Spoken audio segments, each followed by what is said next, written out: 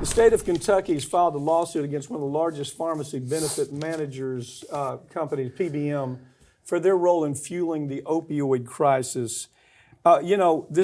We started the opioid lawsuit right here at this law firm, and we settled most of it for about $60 billion for the nation. I mean, that's for every state getting part of that and being able to hopefully build rehab centers and make the drug companies have to foot the bill for some of that.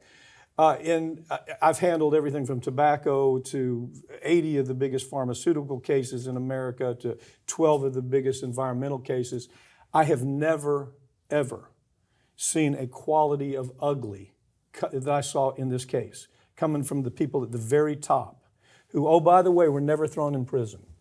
Eric Holder had the opportunity to put a few of them in prison right out in Colorado, right? You remember that? Yep. The federal prosecutor in Colorado said, we need to prosecute these people. Eric Holder says, no, we're not going to prosecute. Well, it's because that's what he did for a living. I mean, he represented white-collar criminals before he was with the AG's office, and then after he left office, he went back with the same law firm in D.C. called Covington Burling. So nothing really happened here. But this is being open. We're handling not this case, but we're handling several cases like it all around the country where PBMs, talk about what a PBM is. Yeah, people don't even know what it is. Yeah, we did a huge story on these PBMs, pharmacy benefit managers, a couple months ago, just expose it. It's a scam is what it is to start with. PBMs are an absolute scam that make consumers pay more money. So what they do is they say, okay, well, you got your pharmacy and you've got your insurance, and yeah, they could work together, but I'm going to be the intermediary. I'm going to go to the insurance company and say, hey, insurance company, you need to cover these drugs from this pharmacy, cover these drugs from this pharmacy, and then he goes to the pharmacy and says, okay, look, I've got them willing to cover this, but there's another pharmacy down the street that is going to give me a rebate of X amount of dollars. Right. If you can't do that, this insurance company, they'll cover pharmacy one, but they're not going to cover it from you. And they just get kickbacks all day. That's what it is. It's not a rebate. It's bribery. It is. It's bribery and kickbacks that we allowed.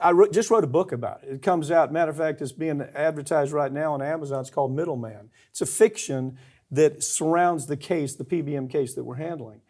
But it's a totally unnecessary step in delivery from the manufacturer to the consumer. They're right here in the middle. And they say, if you don't give us bribery kickbacks, we're not going to allow your drug to be sold at this pharmacy. Yeah. If you don't give us bribery kickbacks, we're not going to allow you to set a price on your drug that you want to set. There is zero thing that these folks do besides that. They bring no good to the world at all. Zero. And so the AG in Kentucky is doing it. It's in a sense, it's a minor case. We're handling the bigger cases all over the country with bigger states, and they're all going after the PBMs. And we will rock their world. And hopefully, we won't just take a bunch of money away from them. We'll hopefully change the way they do business.